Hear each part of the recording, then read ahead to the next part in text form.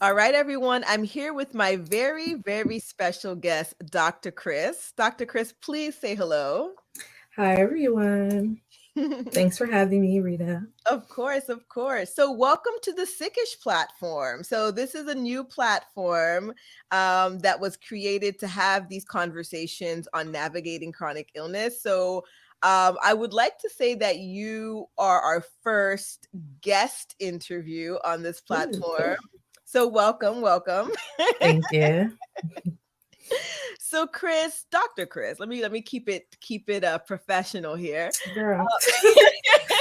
All right, so I'm gonna call her Chris, but you guys are gonna have to refer to her as Dr. Yeah, That's you're like my big sister. You can call me Chris. everybody else is Dr. Chris. So Chris, talk to us a little bit about, well, first tell us about, about yourself. Who are you? Where are you from? What do you do? Just so that our listeners can kind of, get a feel for you. Yeah, so I am Dr. Chris or Dr. Chrystelle Vilfranc. I am currently a postdoctoral researcher or a postdoctoral research fellow um, in New York City, and I study public health related research, specifically cancer disparities and health disparities related work. I'm all about access and care for my Black folks. So that's what I'm studying now. I have my PhD in cancer and cell biology. So I was actually more of a basic scientist um, during my training. I am originally from Brooklyn, New York. I'm back in Brooklyn for a little bit. Hopefully not for much longer. but yeah, that's a little bit about me. All right, all right. So, Chris, can you tell us a little bit about your journey with chronic illness? So, what age were you when you were first diagnosed? When did you first start to, feel symptoms? Just kind of take us through that journey. Yeah, um, it feels like I have been journeying with chronic illness for most of my life. And the more that I learn about my chronic illness, the more that I can like go back to parts of my life, even in childhood, where I can like realize that, oh wow, that was a symptom. Mm.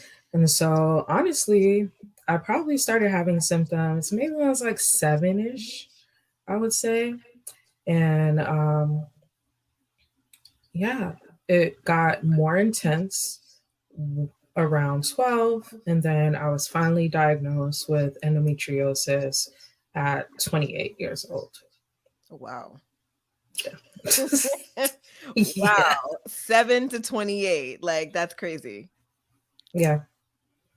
So yeah, there's definitely and there's like a big delay in diagnosis in endometriosis, like in the community, really. So that's actually not it's not unfamiliar. Like I don't remember what the range is anymore, but it could be anywhere from I think 5 to 12 years or 5 to 16 years, something like that. There's like a really big range Mhm. of how long individuals who are diagnosed with endometriosis, how long it takes for us to actually get diagnosed.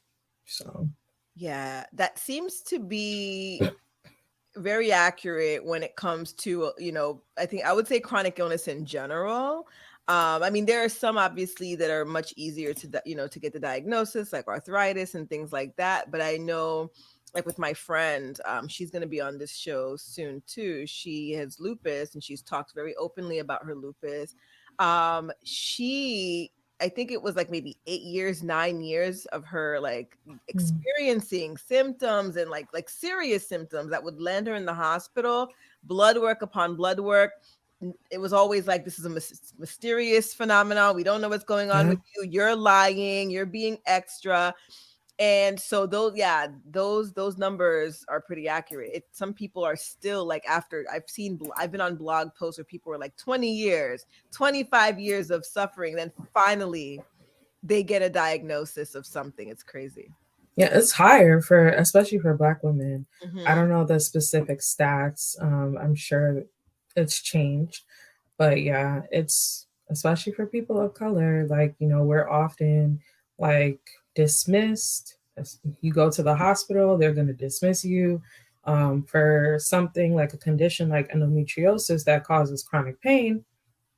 Excuse me. They're going to think that you're a pill pusher, basically, and you're just after like the high, strong meds. Mm-hmm. Yeah.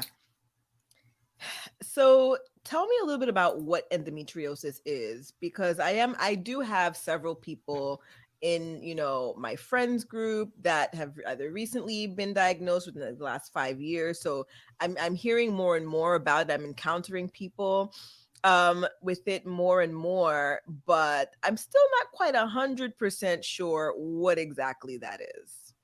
Yeah, honestly, that's how it was for me before I was actually diagnosed. I learned more about it afterwards.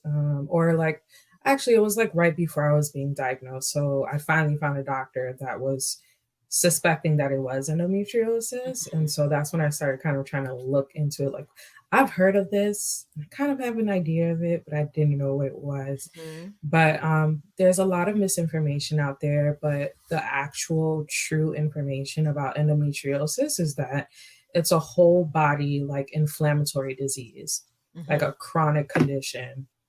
And it's basically like when the tissue that is similar to the lining of the uterus, not the tissue that lines the uterus, but tissue that's similar, very similar, it's implanted in different parts of your body, um, anywhere from mostly, people associate it with like just your reproductive organs. Mhm.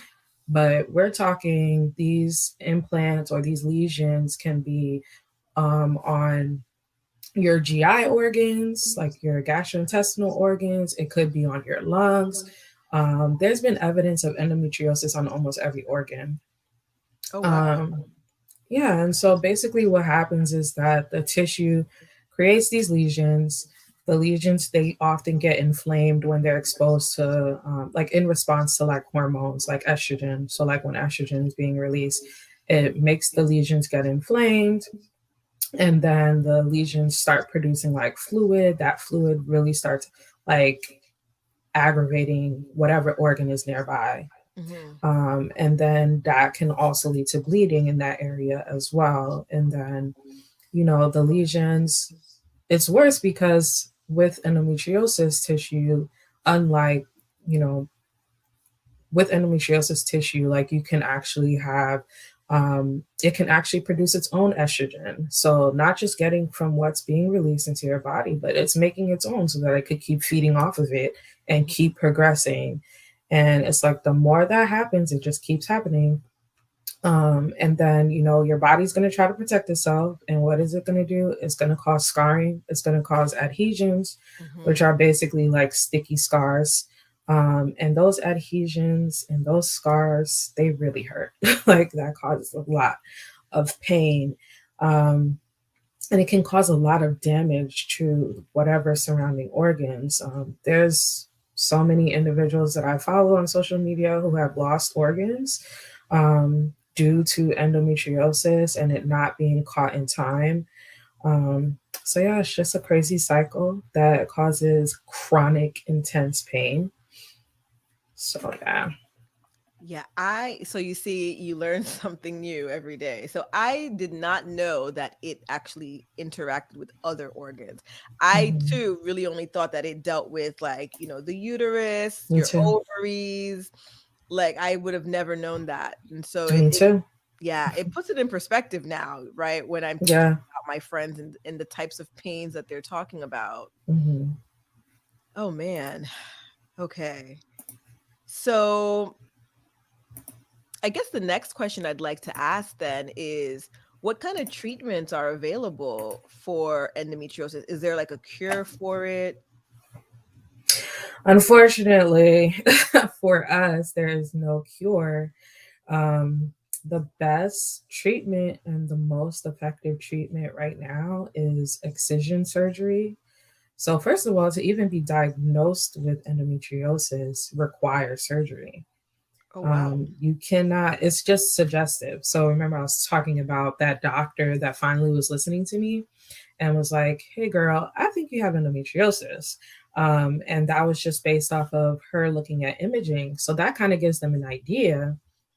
But in order to confirm, they have to actually go in and like have you have to have a laparoscopic procedure where they poke these little holes in your abdomen, stick a camera through and a little robotic, some instruments and stuff, and look around.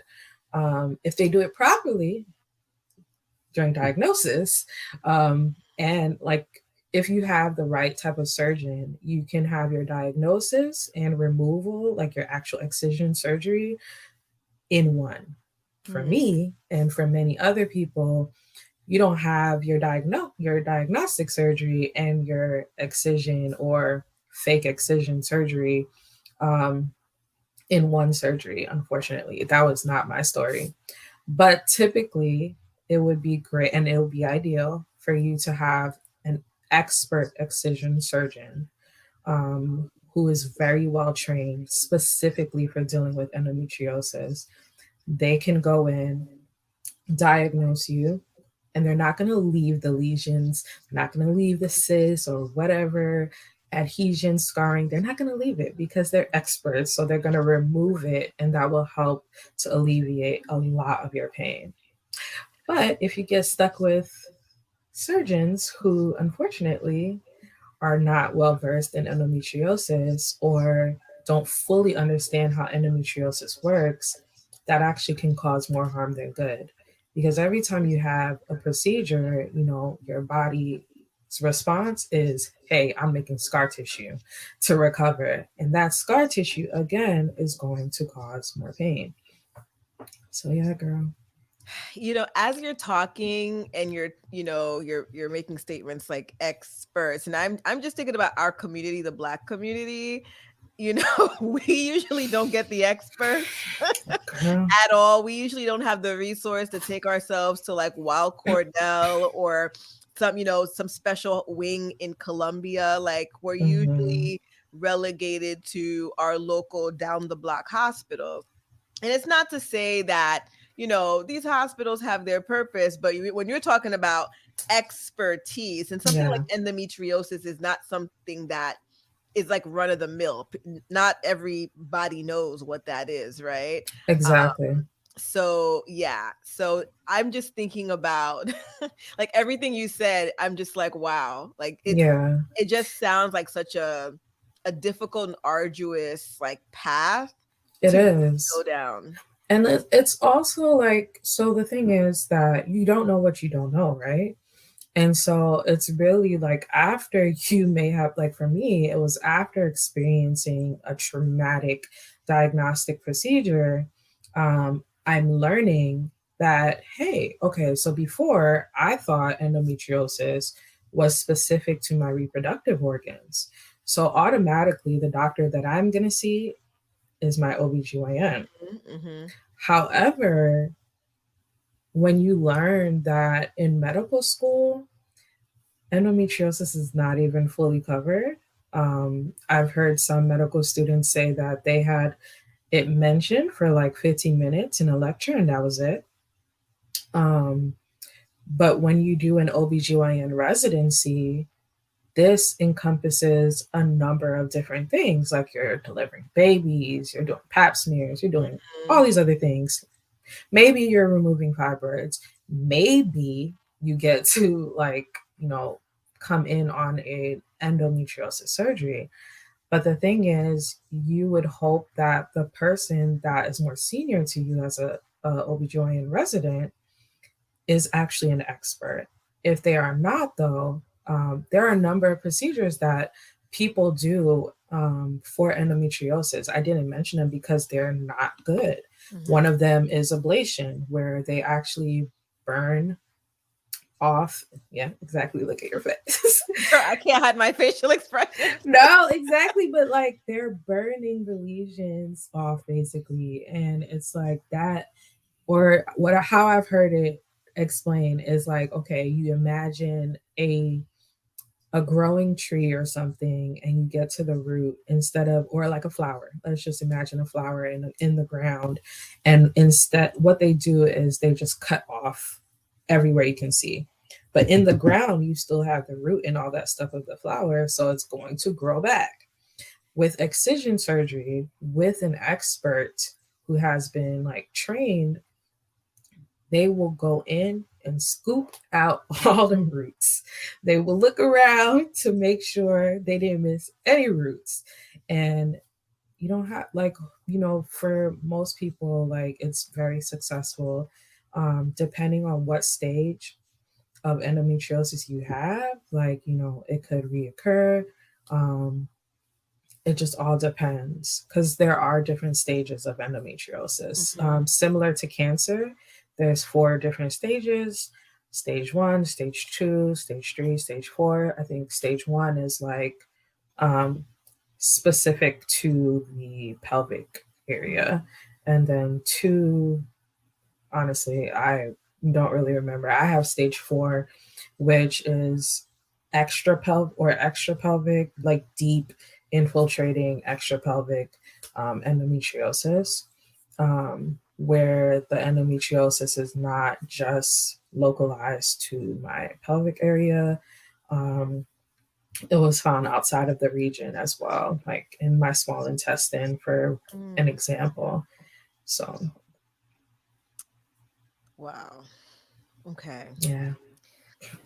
So another question that comes to mind, and I'm sure again, people who are unfamiliar with endometriosis are probably wondering, like, how does one get endometriosis? Are you born with it? Is it like environmental factors that can cause it? So maybe if you could talk about that a little bit.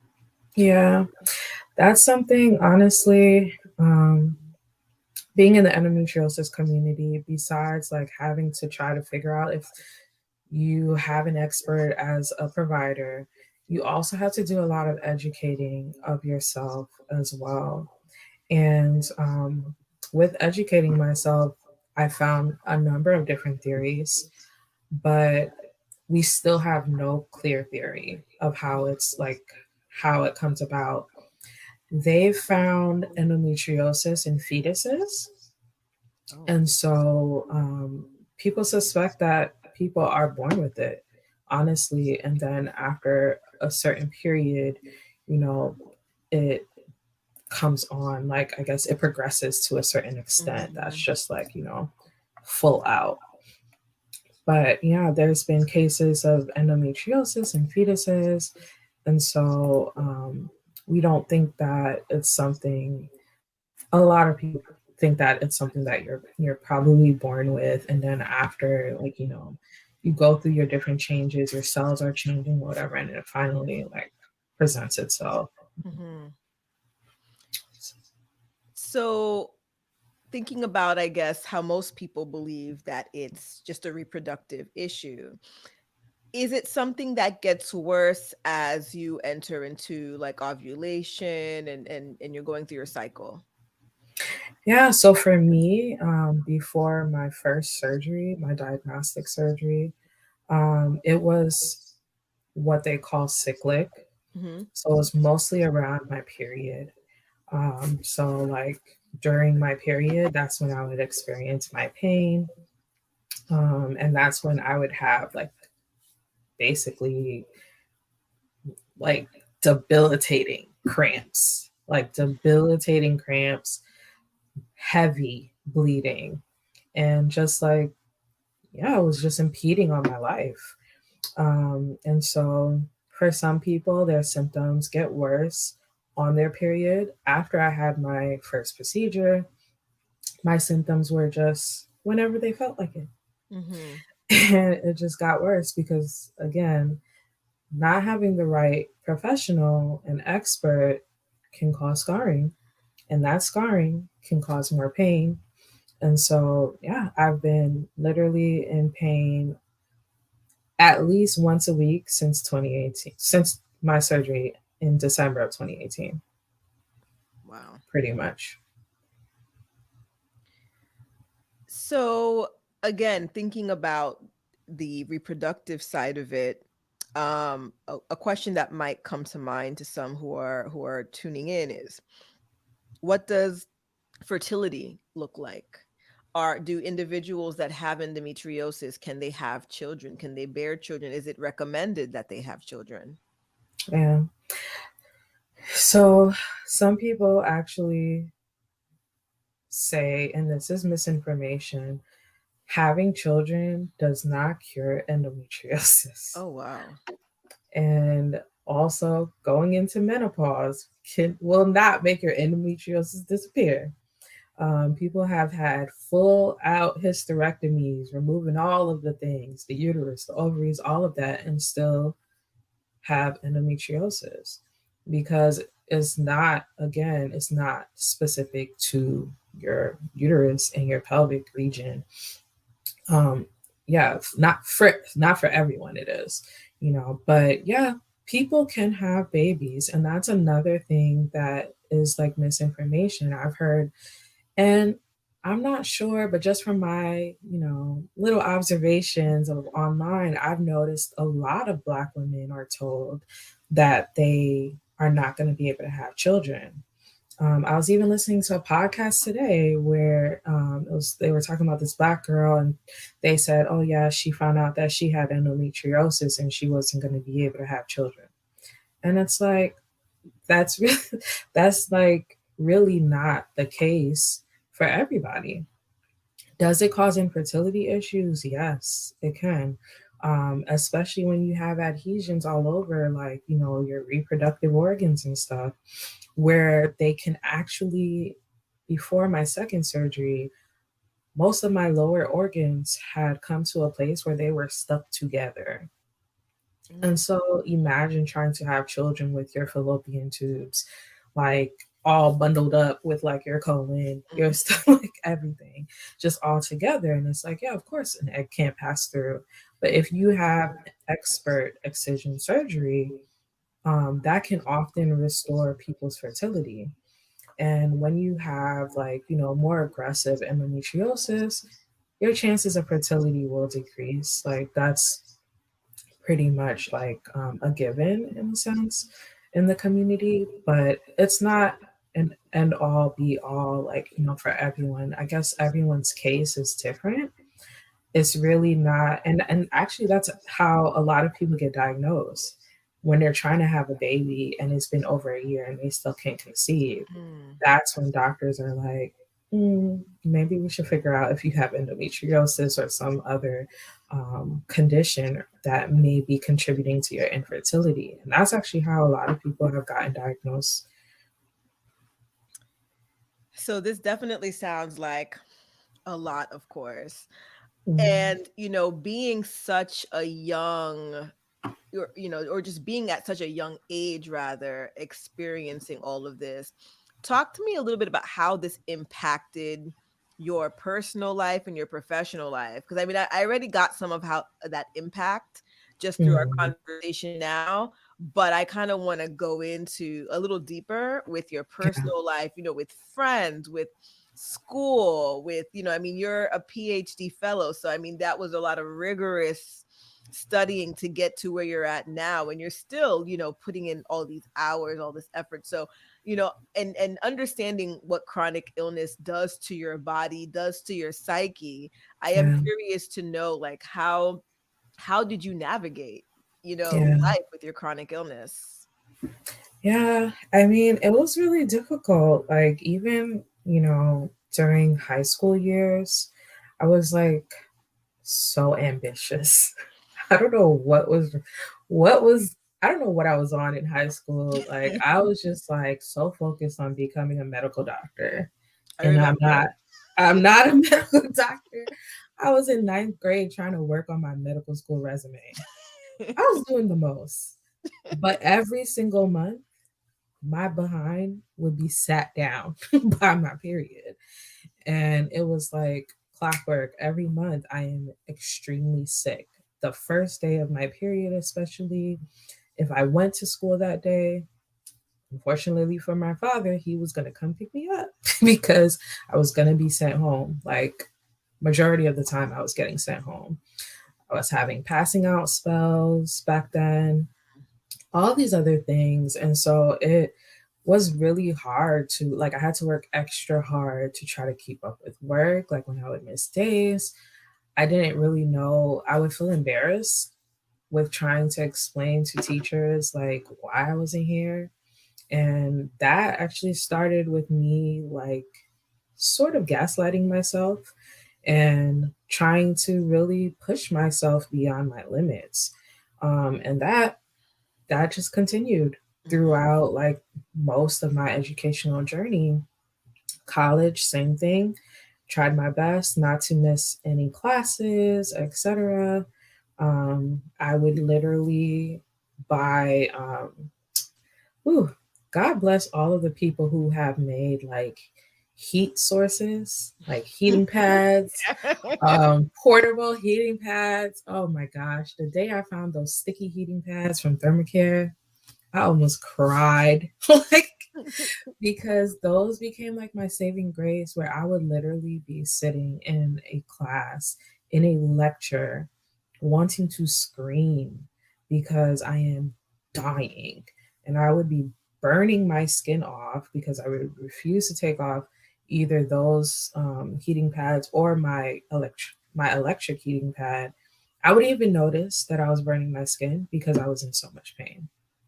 And so I would just notice afterwards, like when I have a scar, like, oh wow, I guess I burned my stomach because I was cramping so bad or Mhm. whatever.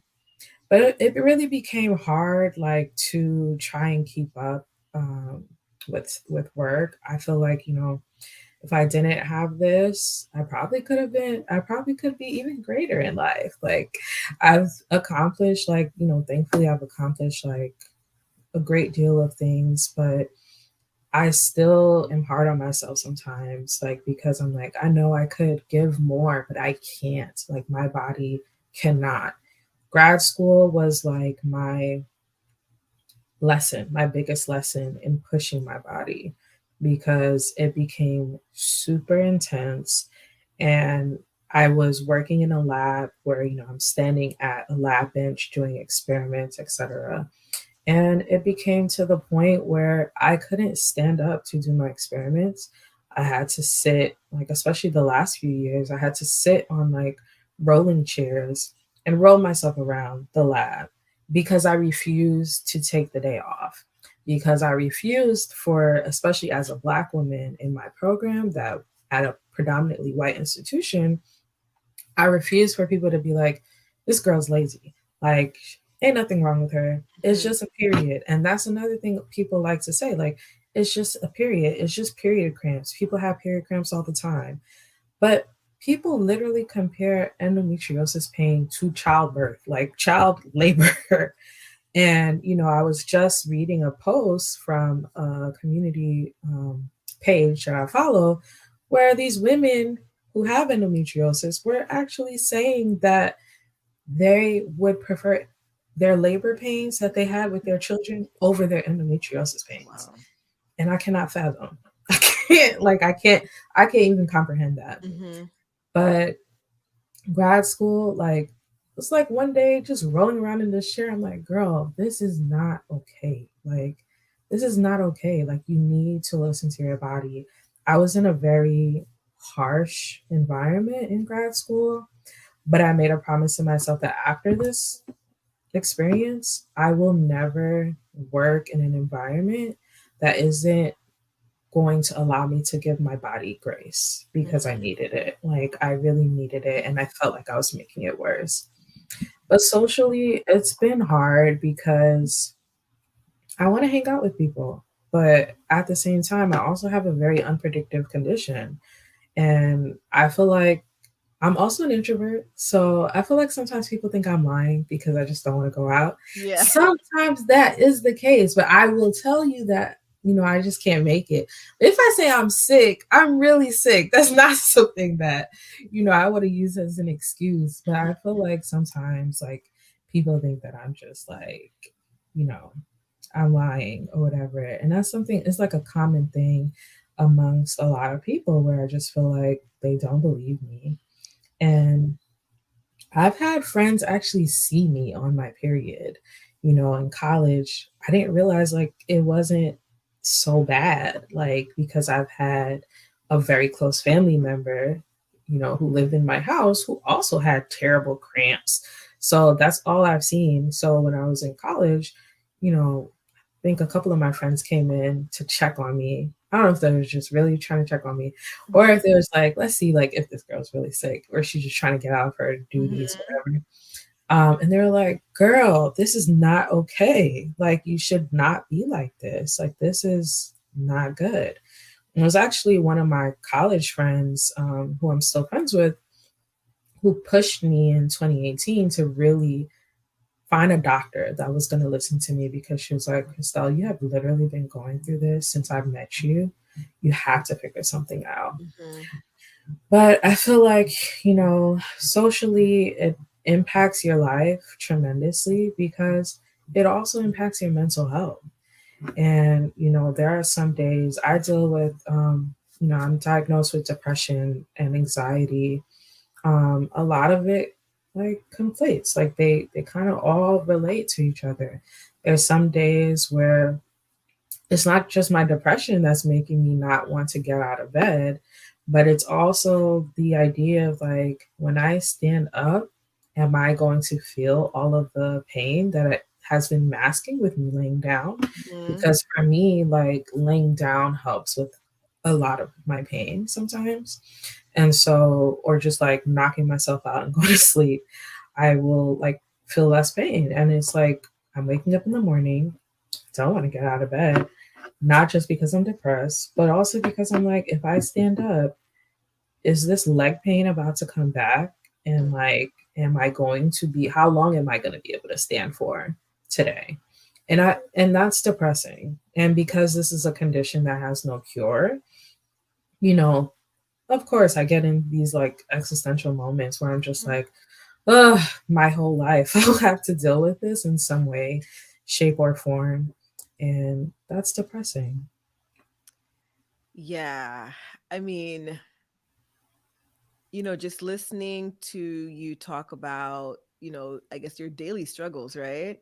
And how I think the biggest thing, or one of the biggest things that I took from that was people not believing, that you're actually going through this kind of pain, that you're going through any kind of pain, choosing to think that maybe you're lying to get out of something as opposed to you're actually in pain. And I find that that is very common within the like chronic, the larger chronic illness community. Especially the invisible illnesses. Right. It's because when they look at you, when I look at you, I'm like, oh, Chrystelle, like, you're dressed, you have your hair done, everything is done. Like nothing, like, what do you mean you're in pain all the time? What do you mean you're in pain right now? Like And it's I've had people say that to me. yeah. Like I've had like, a past employer say to me like, you didn't seem like, the day after I took off because of my period, just be like, you didn't seem sick. Like you look fine right now. But it's like I have literally been doing this for years and Mhm. trying to show up no matter what for years.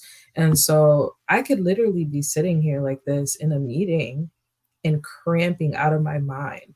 And I will literally just be sitting so still. Like you would only notice that I'm in pain if I'm just like, you don't see me move for like a good Mhm. minute and change. It's probably because I'm cramping really bad. But it's like you would never see it on my face. And unfortunately, that could be like a Black woman thing, with us, with this superhero trope that we have, where you just feel like you can't show weakness. Mhm. So, yeah. Yeah, I totally agree. I remember, at our church, which you will not name the name of the church.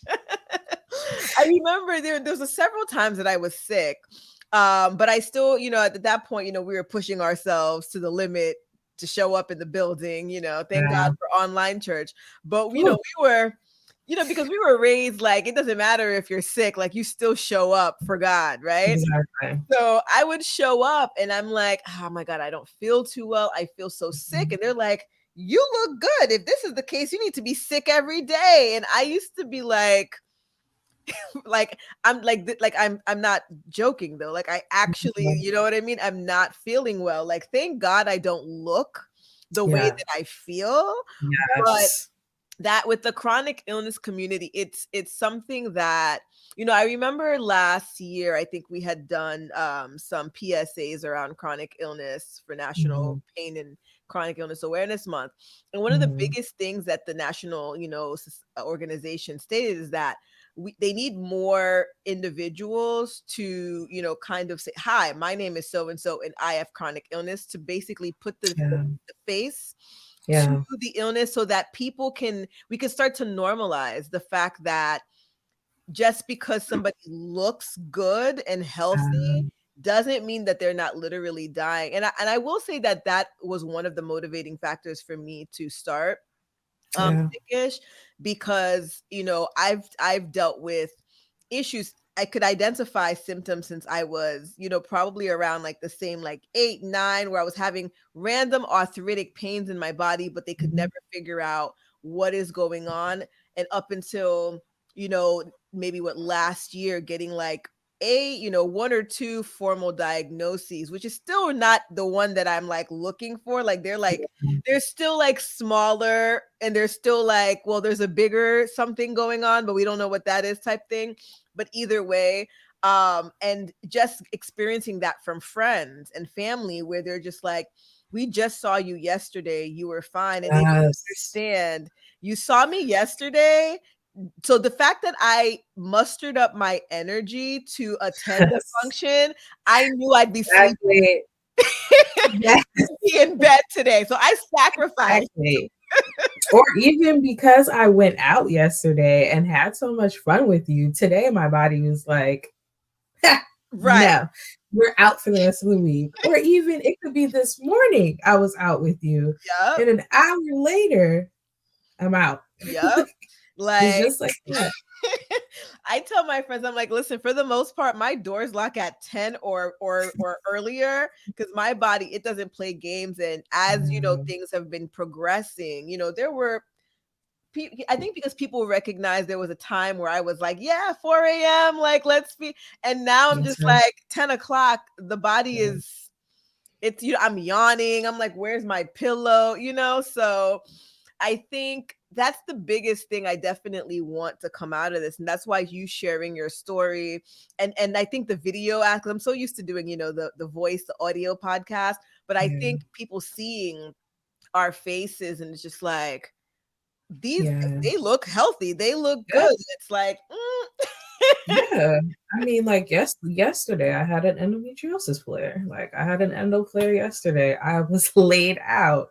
Like I have a pill bottle on my desk because it's like I don't know when things are gonna happen. And I don't always, please people, I don't always reach for pills.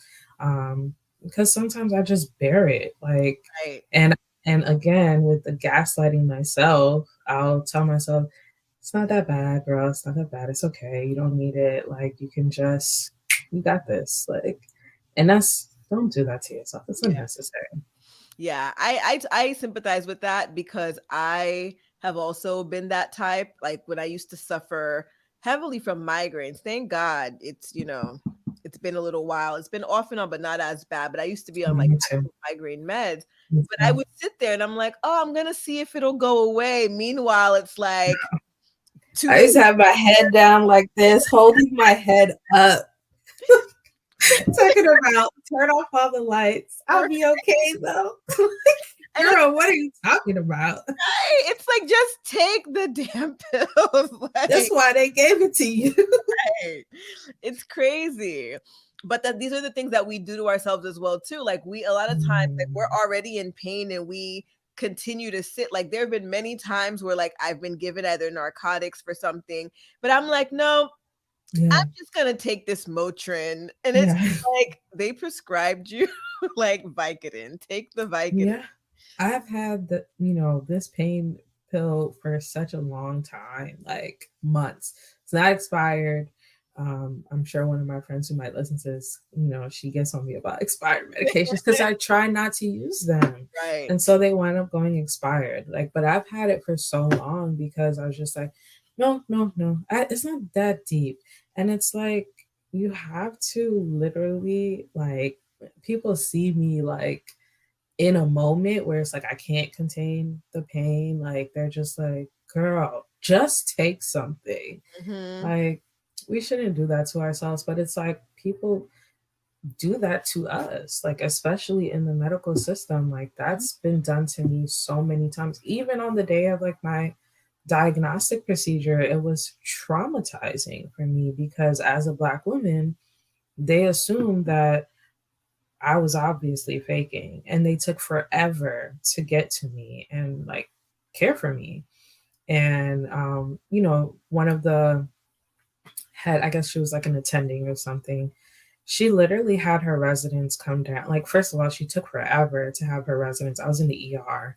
She took forever to have her residents come check me out. Then they finally come check me out, and they're like, "Girl, she's in a lot of pain. We can't even do these tests. You need to come down. Like, you need to come down here. Or can we give her the meds now?" Because they were withholding the pain meds all Right. this time. It had been like hours. I had already been there for hours in pain. And mind you, I was in pain from the night before. And I told my mom, "Give me till tomorrow," because my mom wanted to take me to the ER the day before. I was like, "No, no, no, I'm good. I just need to sleep. Like, I'm just going to sleep." Mm-hmm. I woke up in the morning. She was like, "If you can't move in the morning, I'm taking you to the ER." Still couldn't move. I came in the place not moving, and these people still were like, "Nah, I gotta come see for myself." The attending literally told her residents after they tried to image me and could not, they were like, "Girl, come." She was like, "Okay, let me come myself because it really can't be that bad." She walks in, she couldn't even touch me. She was like, "Oop, okay, let's book the OR. Maybe we should give her the pain meds now." And I was like, by then, it had been at least 6 hours, Rita. That's And it's so like they do it to us. So, of course, like I do it to myself too, where I'm just like, "It's not that bad, girl. Relax. Don't do too right. much. Like, stay quiet. Just do what you got to do." And it's so sad because it's so debilitating. It's Yeah. so debilitating, and we put ourselves through so much. And I get it, in terms of pharma, sometimes there are, people don't want to use Hmm. pharma, or at least use it all the time. And I get that. Yeah. Yeah. I had to Same. do a deep dive, and I, was looking up, some herbs just to kind of, maybe, mimic what the pharmaceutical would do. Let me see if I could find like an herb equivalent. So I Yeah. get Me it, too. because sometimes you don't want to keep, especially when you kind of have an idea of what's going on in the industry, you don't want to keep pumping your body Yeah. with medication, especially for those of us who have issues where they say there's no cure. So that means Hmm. I gotta take this forever. For exactly. You don't want to be, like a slave in a sense to big pharma for the rest of your life. So I Hmm. get it, but it's not worth putting yourself through excruciating pain just to not. Yeah. Yeah. So I want to talk about dating for a little bit. I don't know if this will be too personal, but I think that it's important because especially with individuals, who have endometriosis, and we talked about fertility and things like that. And even though we learned that it's not a reproductive Hmm. issue per se, but in many people it does affect the reproductive Yeah. organs. And so, I guess thinking about dating, thinking about the future, I guess how has that been for you in the past? Hmm. Has that kept you from dating, or has that, kept you from thinking about, marriage or anything like that? Yeah. It has, in different ways. Like, so it's never stopped me from dating. Never afraid to date, because of my endo. And I really didn't know about it until like the end of 2018. So it wasn't really stopping me before. Um, After being diagnosed, like, I shared with a partner I had at the time, and, they were pretty supportive, but it just seemed kind of like eventually, like, because I was getting constant updates and trying to figure out the situation, I had just, like, the diagnosis was fresh. Right. And I was like, I looking at it afterwards, I figured like, you know what, maybe I overshared too much and that may have overwhelmed them. Mhm. Um, but at the same time, they were also like always inquiring, like, "Oh, I know you had an appointment today. How did it go? What did they say?" And I'm like, "Thank you. Like, I feel special that you Mhm. remembered I had an appointment today or whatever." But the right partner is going to show up for you, Mhm. like in the right way. I've experienced that for myself, where it's like I don't feel like I'm a burden. I Right. don't feel like this is a deal breaker. Even with like saying that, like for me personally, it has nothing to do with like my endometriosis. Like I'm indifferent about having children, Mhm. and that's even contributed to how I've been cared for, like, with my endometriosis by some experts, where it's like, just in case, girl, you do decide to have children, let's do whatever we can to preserve your fertility whenever we do anything. And so I appreciate that because, I can wake up one day and be like, you know what, let's have those kids. Like, Mhm. but just being very open, it is a hard conversation to have. Like, hey, I don't know if this is important to you. For me, I guess it's different because for me, it's like it hasn't been all my life. I've always wanted to have children. I've never had that testimony. Shout out to everyone else who has and is confident. Like your life is so much easier. I'm telling you. But or those of us or those people who know, like, no, that's not for me. Shout out Mhm. to y'all too. But for the indifferent people, it makes it harder because it's like not only do you have to communicate that to your providers, but it's like even in how you are cared for, it has to come into play. Like I had to make decisions like during my surgery, my second surgery, I wasn't partnered. And like, they were asking me about like, would you be okay if we have to remove one or both of your ovaries or one or both of your fallopian tubes? And they're like, I know you're in school. I was in school at the time. It's like, I know you're in Mhm. school. You're not partnered right now. You're not thinking about the few. I'm like, I'm not thinking about kids. You know what I'm thinking about? Graduating. Like, Right. but it's like I had to, they were like, you have to consider if like what if you meet somebody that wants children? Like you don't want to like this becomes a deal breaker or whatever. And it's like to me, that's where this condition became unfair Mhm. because it forced me to have to think about something and prioritize something that to me at the time wasn't something I needed to prioritize.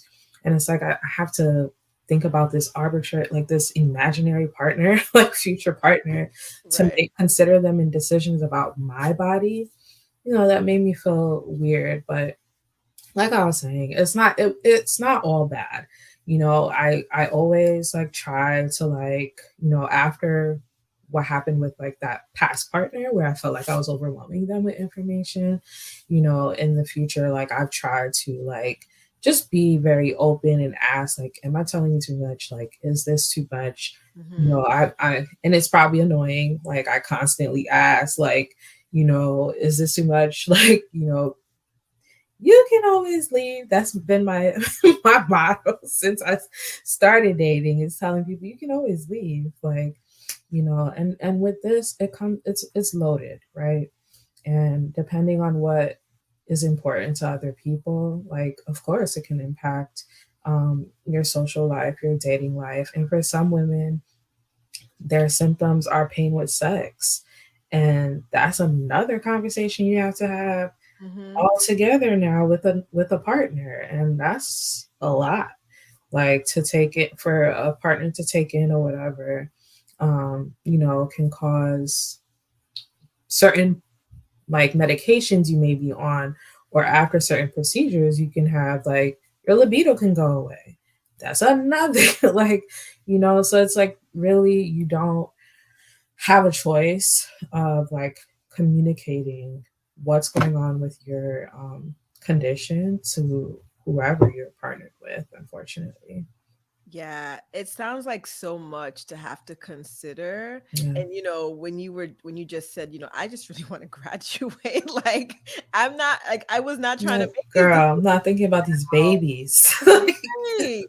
So I could definitely see how heavy, something like that can be. And even if you are, people who are tuning in might be at that stage where, okay, they already graduated, they have a great career, and they might be at that point of, okay, the next stage of the life might be children, might be marriage. It's still a very heavy thing to consider because of, the possibility of the infertility seeping in, like you said, pain during, like, it's already hard sometimes to have open, honest, and vulnerable yeah, conversations with a significant other. yeah, But then it's like, not only do you have to have these conversations, it's something you kind of have to have, rather, yeah, sooner probably than most people would ever engage in yeah, these conversations. exactly. So Yeah, yeah. because you don't want people to think like you just met and it's like, is kids important to you? Because hey, I don't know, girl, if I can Yeah, have kids.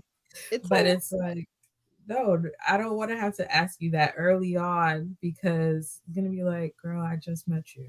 Right, Relax. right.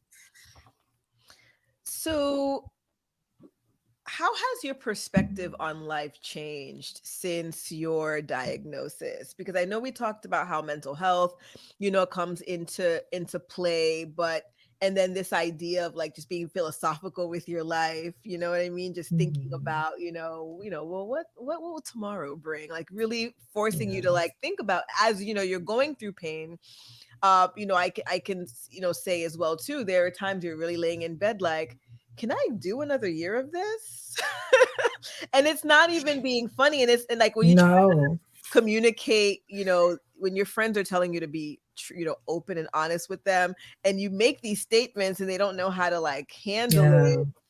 But it's true. Like you really start questioning what is life and how you start spending your time. So I want to Yeah. know for you, like, has your perspective changed with respect to life? And if so, what are some things that you started doing differently since the diagnosis? Yeah. It has changed a lot. Like, I was commenting on another Endo Warriors post the other day where I was saying, right now I'm in the process of grieving like my past self, because I'm never going to be that person again. I'm never going to be her. Physically, I have changed so much. Like like you've seen me in the past, and I'm unrecognizable not only to myself but to others who know me, because I've had so many different physical changes as a result of this condition, and it's really made me look inward a lot. Like it's made me like it's uprooted my life like in all different aspects. I look at my life so much differently. I have to consider future things now. I can't just put them off. I think about something like randomly we'll think about like, the time for egg freezing. Maybe I should consider like Mhm. we'll just randomly have a thought of that. Like I again still don't know if I want to have these kids, but should I just freeze them just in case? Right. And it's like, playfully, like some people understand like certain things I'll say, like you said, like I'll say that to people honestly, like I am safe because, with my mental health diagnoses, I always have to preface that Mhm. with friends and family, like I am safe, but I'm just saying, if I slept and never woke up, my body would probably be okay. Like, and I would be okay Right. because I'm tired. Like sometimes, I describe to people like it's just like it brings on this physical exhaustion, like dealing with chronic pain and Mhm. dealing with this chronic illness, planning your life. You really have to plan your life around this thing. I have to plan my life around appointments. I have to plan my life around, like, how I'm feeling. And it really it's really made me think about every aspect of my life, the people that are in my life, um, the supporters of my life. I've become so like, I just become like so self aware Mhm. where I'm just, I've reached this new level. Like it's inspired me to reach a new level spiritually where I'm just like completely okay and at peace in a sense with whatever happens, whoever remains in my life after I've been a flake for like Mhm. years and months upon a time. And, they don't understand. So they're no longer in my life. And it has to be okay for me. I can't do anything about it. I've learned to really stop, like, because of therapy and just trying to be more self aware, I've learned to really stop being so hard on myself and giving myself grace. Um, it's just inspired a lot, honestly. Yeah, I mean, I definitely can imagine that because you know, I find that with chronic illness too, a lot of the things that serve as triggers, are rooted in like our lifestyle and the Yeah, things that we allow to yeah, infiltrate our lives. So like with the stress, yeah, like back and forth with individuals who, like that emotional, sometimes that emotional rise that we get is a yeah. trigger. I know for me, Yes, me um, too. as time keeps going on, like a year ago, I would say, I could probably get upset and I would still kind of maybe still be fine. Now, even the thought of wanting to be upset, my skin, my body's just like, like What's happening? Like, I haven't even made the call yet. yeah, exactly. No, seriously, like I think that happens to me so much. Like even just like the other week I had like a very heavy therapy session and afterwards I had an endo flare Yeah. because my body was just like emotions, like Mhm. what's happening? You Right. said uterus cramping? Okay, girl, we're doing it. Like, no. Yeah. It's like we have to be like, I'm trying to create this life that has more zen, has more Yeah, joy, same, has same. more peace, and a lot of that is cutting out people, um, Yeah, cutting out family members, yeah, doing things that serve us and staying away from the things that don't serve us. Like yeah. time is so important to me. So it's like anybody who tries to waste my time on purpose is like public enemy Hmm. number one. Yeah, for So sure.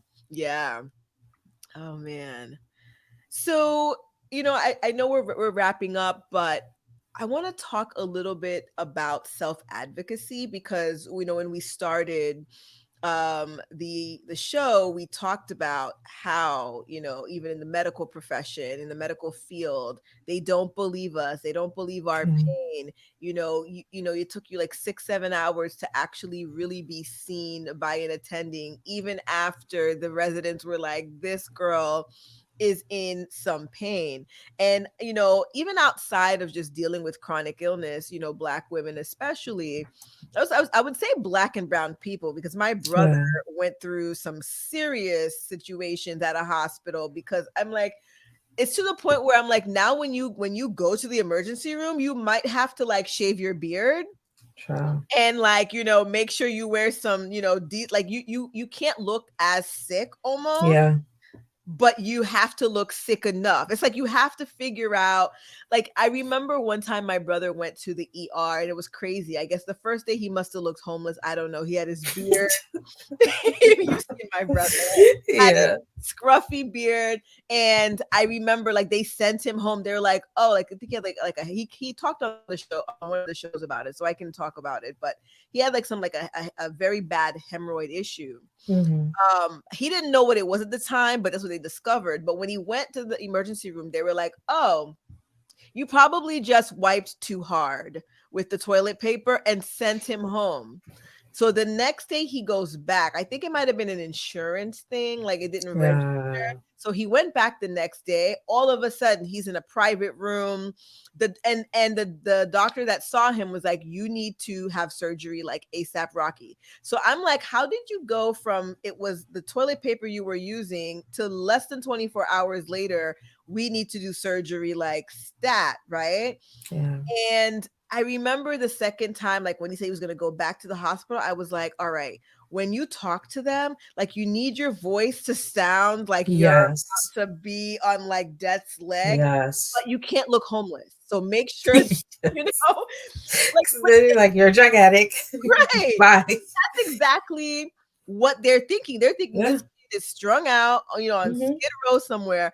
So it's crazy that we have to even like have this this mechanism, these strategies when going into the art to hopefully be taken seriously. It's like we can't tell them that we know too much about what we think is going on, because then they're Yes. gonna think that, oh, you researched this, you're Yes. here. So it's like you have to say just enough to inspire alarm, but not too much where they're thinking, okay, maybe she's in here strategically for something. Yeah.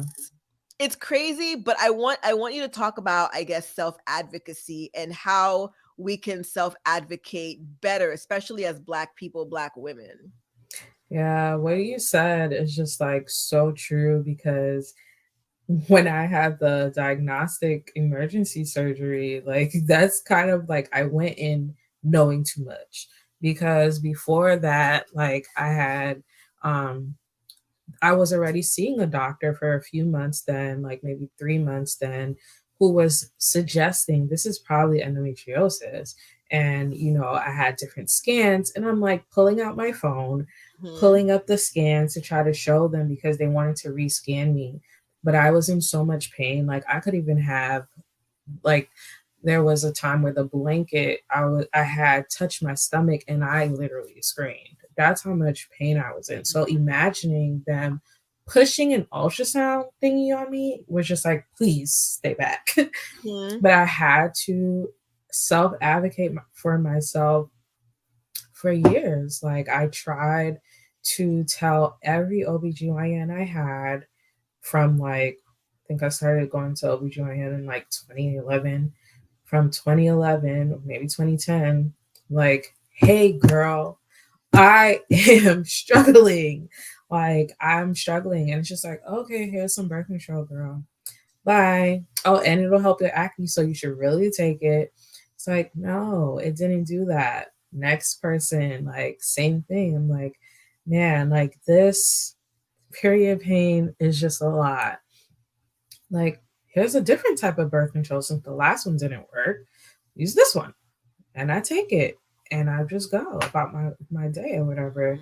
It wasn't until grad school where I'm just like, listen, I've taken so many different birth controls and this thing has never gotten better. Like I told the GYN that, and she was like, asking me so many different questions. It's like, you're anemic. Why are you anemic? I'm like, I don't know. Like, how am I supposed to know that? And she was just like giving me so much information and helping me out. And for the first time, I didn't have to do the most to try to like get this person to see things on my side. It helped that I brought her all this information about my history of telling her, hey, I have seen like at least four OBGYNs before you from New York to Ohio. And each time they have just given me different birth controls. I listed some of the birth controls. I'm like, none of them worked. And she's like, not even this one? No, it did not work. And she was asking me about my history. And it's like, unfortunately, as Black people, especially as Caribbeans, we don't always know everything about our history. Yep.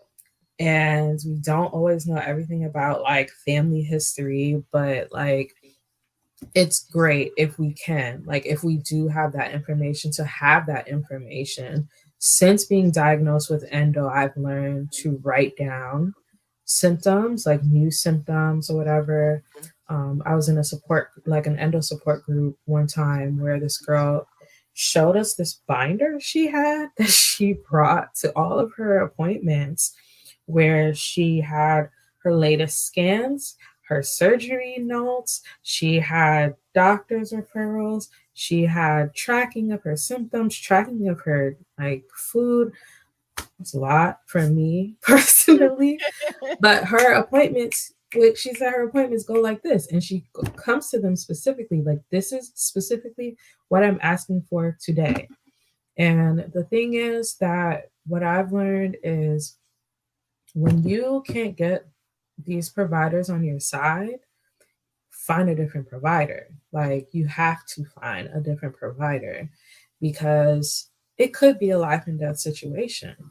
You don't know. Like, and just because they don't know, like, and they dismiss you and say, like, well, and this happens to a lot of people with endo. It's like it doesn't show up on your MRI, it doesn't show up on the CAT scan, it doesn't show up on the ultrasounds. So you made this up, girl. Like, go see a psychiatrist. So many people report like saying that they've been referred to a psychiatrist. And it's like, no, you don't just do that. Like, yeah, sure, go see a psychiatrist if you want to, and ask them if they have another referral Right. for another doctor, because you need another doctor. You need someone that's going to listen to you, even when you don't feel completely comfortable. Like the first quote unquote surgery specialist that I had here back in New York when I first came, I did not feel comfortable with her at all. I felt she was so dismissive. And I was just like, she can't possibly be the only person. Like, they have to have someone else because I'm not going back to her. I'm not going to mess with the progress that I've already been making or worsen the things that are already in bad situations right now. And it's really about, like, for me, the biggest way I've been able to advocate for myself is educating myself about this thing. And unfortunately, for something like endometriosis, it's not as easy as a Google search, because I'm talking even some big name research institutions have the wrong definition of endometriosis. Okay. So it's like, it's not as easy as a Google search. Mm-hmm. Really, I'm lucky because I'm a scientific researcher. I frequent, like, PubMed, which is like the big like I love web base puppet. for, but it's like, and I know how to read scientific research papers. The average person does not have time to be trying to figure this out. Right. And the way that a lot of scientists communicate their research is not, for the general public. Yeah. And so it's hard, but for me, I found community online that's helped educate me. Actually, most of what I learned about endometriosis, I've learned from endometriosis pages online. Like, and they have been some of the biggest, like, inspirations for me in terms of self advocacy. Um, and just like really giving tips about like what they've done, and like seeing other people's stories, like, that's helped empower me as a self advocate for myself. Yeah, I would say that the online support groups, the Facebook groups, Oh, have I been don't mess with very, very. Facebook. Yeah, I mean, there's the Facebook groups. You have to be. I mean, I will say, you do have to sift through because Facebook can be a bit crazy, but I've found some very good support groups. Again, there's a million, so you have to really. I like the ones that actually keep the pages private, like they Yeah, yeah, ask you questions. yeah, Those are the exactly. ones that tend to be because they're not trying to bring in any type of riffraff. Hmm. But Facebook support groups they've been helpful, but they've like you have to again, I think with any support group for me, you have to definitely like be mindful that there may be days that you enter into the support group you might get triggered. It might make Yeah. you feel overwhelmed, like like seeing and hearing other people talk about today was a bad day, and like Hmm. the negativity sometimes that comes with the support groups. So I remember like when I joined my first support group for small nerve fiber neuropathy. At first, I was just like, oh my gosh, this is like, I'm gonna have to get on special K. Like there were people that were like, nothing helps. Get on Yeah. mushrooms. Get on special K. It was Hmm. like all the drugs that like are escapist drugs because it was just like Hmm. your life is gonna be forever miserable. Yeah. But then there are the people who are like, okay, went to the doctor today. I think I found the underlying, and then they'll start talking about, what their doctor's visit entailed, and you're like, huh, and you start writing down, okay, maybe Yeah. this could be me, and then you start Yeah. googling everything about this. Yes. So it's definitely, it's even with like natural stuff, like what herbs people are using to kind of Yeah. help with pain. So yeah, the online support groups, I think are a great, it's a great space for safety, Hmm. um, for support, obviously, but also I think for resources, right? Yeah. Yeah, especially like out like for me, I can say for the endometriosis community, like having several chronic conditions like with depression, I can Google that.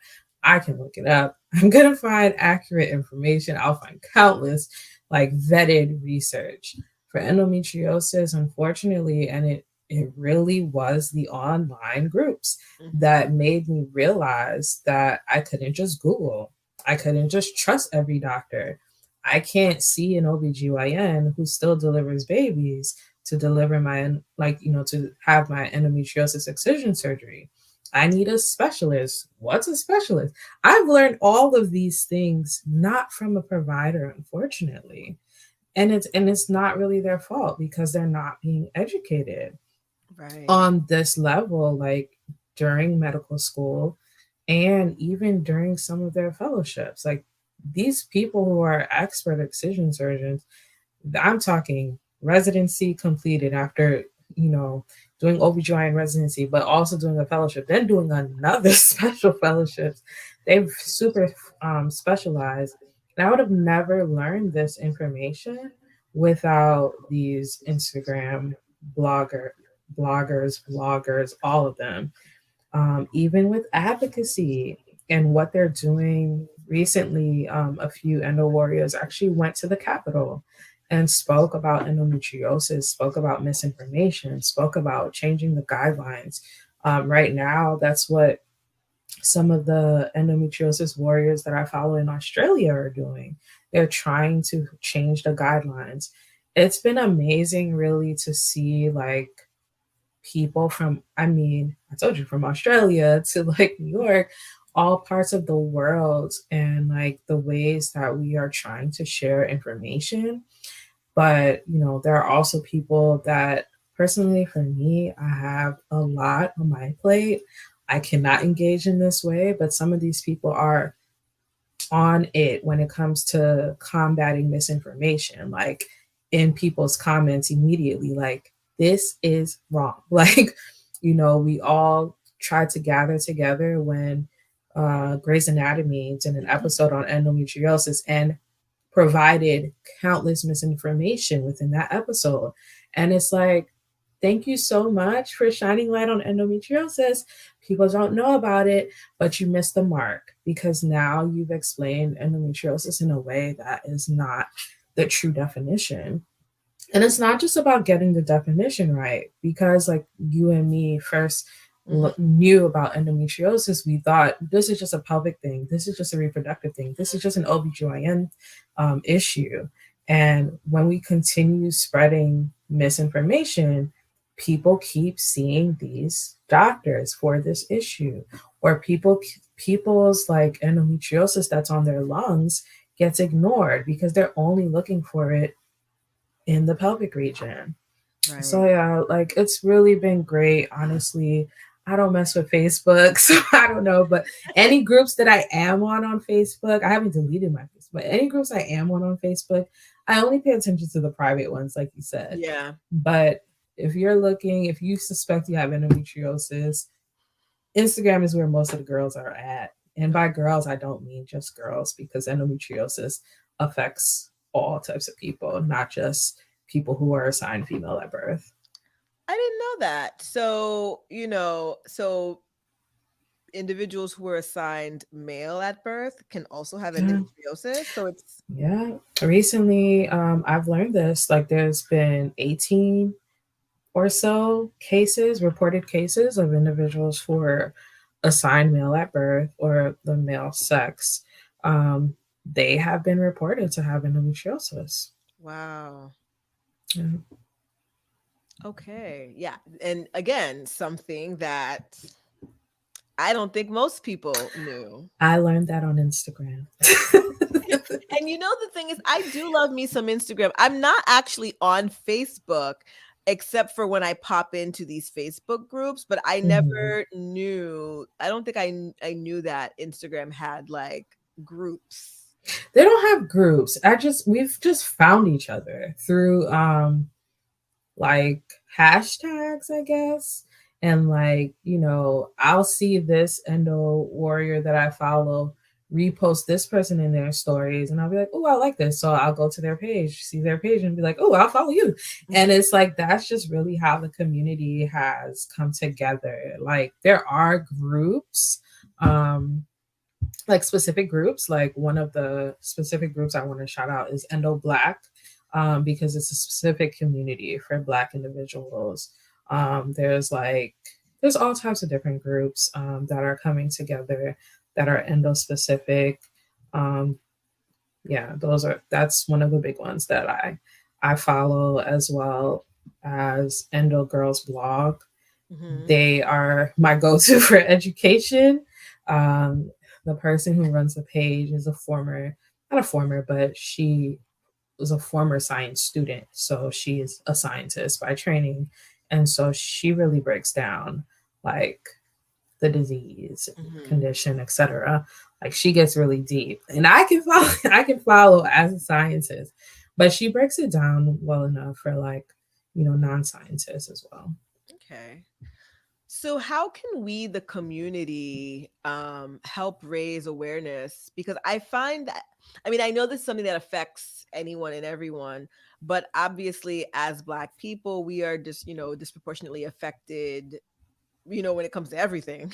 Yeah. So how can we raise more awareness, especially in our communities? Because a lot of the things that we talked about, I think, like it's there's a lot of misinformation, like you said, but even like the way that we treat those that are dealing with chronic illness, Yeah. those that have endometriosis. Oh, it's just your period, suck it up, you're being lazy, you looked good yesterday, why aren't you? I mean, I'm sure that these conversations occur in other communities, but I could only Yeah. speak to the community that I'm a Yeah. part of and how I've seen it manifest, to Mhm. me and to others. So how can we do better, in a sense, when it comes to dealing with individuals with chronic illness, but more so, I would say, since we're talking about endometriosis today, how can we raise more awareness, and how can the community, I guess, be more supportive? I know I asked like 5 questions, but you're a scientist, you can. I have terrible brain fog, which is a symptom of endo and depression. But I would say it's hard. It's something that I think about almost every week, of what I could be doing differently. I don't have the mental bandwidth to do more. Hmm. I would love to do so much more for the Black endo community, because for me, I personally have my own little controversial, like, I have these little, what are they called? These controversial theories of what's happening in our communities. But I feel like a lot of Black individuals with endo are being told to have hysterectomies, for endometriosis. And that's not the cure. Like, and hysterectomies are not the cure for endometriosis. If you have another similar condition, called adenomyosis, which a lot of people who have endometriosis also have adenomyosis. Look up Gabrielle Union. She talks about her journey with adenomyosis. That hysterectomy is a cure for that. But if you just have endometriosis, there's no reason that you should be having um, a hysterectomy. And it makes me question whether this is a Black and brown thing, that we're not being educated enough. And I'm still trying to figure out how what we can do to reach more people Hmm. before that happens. And Okay. it's really through education. Um, we also, like, just for chronic conditions, especially chronic pain in general, as a community, we have to stop ignoring our pain. like pain that interrupts our day is Mhm. not normal. Like whatever it is, period pain, back pain that like has you laid out for hours, that's not okay. Migraines that has you like in darkness, it's not okay. We have to stop dismissing these symptoms within our communities and even within ourselves. And we have to try to seek out answers. And again, like when one or two professionals don't have the answers, you find someone else Yeah. or you go somewhere else. Like you go outside of your neighborhood. Maybe you have to travel all the way to a walk or now to see a specialist. But I think we really need to stop dismissing our pain. Um, I'm very like, happy that a lot of people there are some advocates that are working to like try and educate adolescents. Mhm. You know, incorporate like, people are trying to advocate for endometriosis to be discussed among like, sex education and period talks because not because it's a period related disease, but because a lot of individuals who do have endometriosis, their symptoms are period related. Like, that's one of the telltale symptoms for for most of us. Mhm. But yeah, I think that we need more education, but it's hard for our community because it's like we don't know what we don't know yet. And for me, it's like I learned the hard way that I didn't know that, what I was finding on Google was not the right information. Mhm. I learned the hard way that like I needed an expert to like do my excision. Like it's hard within the endo community, but there is information out there. There's information. It's just that you have to really vet that information, and you can find someone. There are people who are patient advocates, endo advocates who will help you, who will help you find a surgeon, who will help you find an OBGYN specialist that will listen to you and pair you with a surgeon. It's really just a matter of searching. Unfortunately, we have to do so much legwork um, on top of being in pain or on top of suspecting something's wrong. But it's a matter of life and death, or it's a matter of like having a good sense of well being and like quality of life. So I Yeah. say it's exhausting, but we got to do it. Yeah, I mean, you can't stop, right? Because Yeah, like, what else is there? You exactly. know. So I know that you had mentioned some of the blogs and stuff before, but I want to make sure that those who are tuning in, who may be experiencing symptoms, who might think, you know what, maybe I have endometriosis, or maybe they have endometriosis, but have been kind of like put through the ringer and are really just like, I just don't know, where to go. I don't trust the internet anymore. I don't trust my doctor. So could you rattle off a couple of those blogs again that you mentioned that could hopefully be good sources of information and resources for. Yeah, so the first two that I mentioned was Endo Black. Endo Black, if you're a Black individual with endometriosis, is actually, they're on Instagram, but they also do have a website. So you can visit their website, endo underscore black on Instagram. And then the other blog that I like is Endo Girls blog. um, they are not Black or POC, but they are very well versed in endometriosis speak, if you will. They're very well connected to a lot of expert surgeons as well, and can speak to a lot of the things that I discussed. A lot of what I've learned, I credit, to that blog especially. And that's one of the ways I've actually been able to um, connect with a lot of people is by following Endo Girls blog Mm, because they repost a lot of different people's posts and stuff. They really try to like amplify other people's posts. I also really like in 16 years of endo. She also has a podcast as well. Like, if you want to listen, she brings on different people, including surgeons. So those three are like just bloggers. And then I follow like one or two or few endometriosis surgeons. My favorite one who posts the most.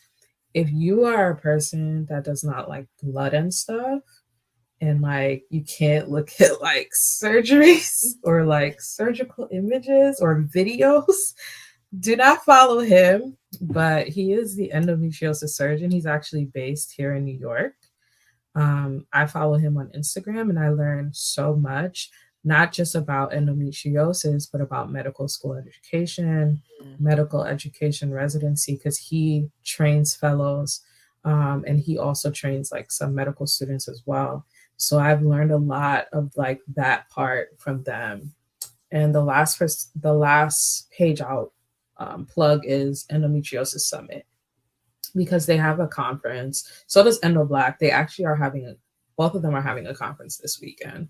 Oh, They're having into like overlapping conferences, but they have annual conferences. The Endometriosis Summit conference is pretty large. It brings together providers, advocates, and like providers can include anything from surgeons, like the expert surgeons, hmm. to pelvic floor physical therapists. And it has patients can come, patient advocates, etc. But they post often and they share. Sometimes they have webinars and lives with some experts. So Okay.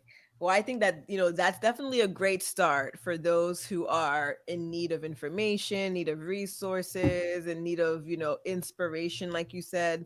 Because a lot of times, when you're dealing with day to day chronic illness, you sometimes just need to see somebody else win, to see yeah, somebody else, post a video, making it. right? And just, oh, okay, this person they did what now, they accomplished this, like, okay, all right, buck up, Rita, let's move forward. Yeah. So yeah, so it's super important, I think, for these support groups to exist. So I just want to thank you so much. I know I've kind of like I've dragged out every question I could think of. It's um okay. but But it's important. It's important. Like, we need this info. This is part of like the education that our community needs. So I'm so glad that you're doing this podcast, because we are being plagued by chronic illness in our community. We Mhm. just don't. A lot of us just don't know it yet. Yeah, Like, I saw some stats the other day. I can't remember them because, like you, I do have brain fog. I don't know which one of these things is causing the brain fog, but it basically was just like, I don't know if it was 1 out of 5. It was something crazy. Like 1 out of 4, 1 out of 5 Americans are experiencing chronic illness, and we're yeah, experiencing it younger. Like, yeah, when people got to like the 60s and 70s, it's kind of like, oh, well, we kind of expect you to get some yeah, arthritis, some inflammation, some yeah, gout, but not at like 19, not at 21, not at, you know yeah, what I mean? And so it's happening young, to people's younger and younger.